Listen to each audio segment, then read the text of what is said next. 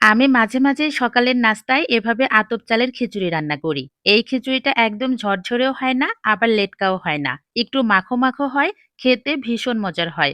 আমার বাসার সবাই খেয়ে তো বলে, এই খিচুড়ির স্বাদ নাকি রেস্টুরেন্টের মতো হয়।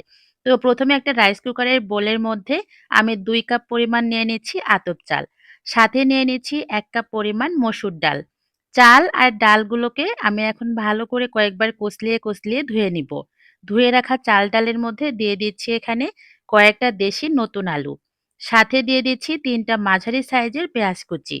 অল্প কয়েকটা দিয়ে দিচ্ছি রসুনের কোয়া, ৪ টা দিয়ে দিচ্ছি আস্ত কাঁচামরিচ, ২ টা দিয়ে দিচ্ছি দারচিনি, ৩ টা লবঙ্গ আর সাথে একটা সবুজ এলাচ। এরপর দিয়ে দিচ্ছি স্বাদমতো লবণ আর পরিমাণ মতো হলুদের গুঁড়া, মরিচের গুঁড়া, ধনিয়া, জিরে গুঁড়া, সাথে গরম মসলা গুঁড়া। এরপর দিয়ে দিচ্ছি ১/২ কাপেরও কম সয়াবিন তেল। আপনারা চাইলে কিন্তু সরিষার তেল দিয়েও একই পদ্ধতিতে এই খিচুড়িটা রান্না করতে পারবেন। এখন এই সব মসলার সাথে চাল ডালগুলোকে ভালো করে মাখিয়ে নিতে হবে। সবকিছু ভালো করে হাত দিয়ে মাখিয়ে নিয়ে এবার দিয়ে দিব পরিমাণ মতো পানি। এখানে ৩ কাপ চাল ডালের জন্য আমি ৬ কাপের পরিবর্তে ৭ কাপ পানি দিয়ে দিচ্ছি।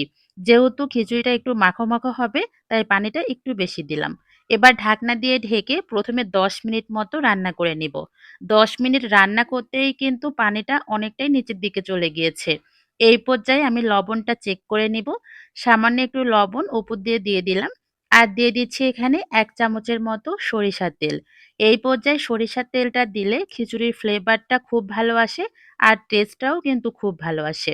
আবারও ভালো করে নেড়েচেড়ে মিশিয়ে নিলাম আর ঢাকনা দিয়ে ঢেকে একদম চুলার হিটার লো করে দমে রেখে দিব ১০ থেকে ১৫ মিনিটের মতো।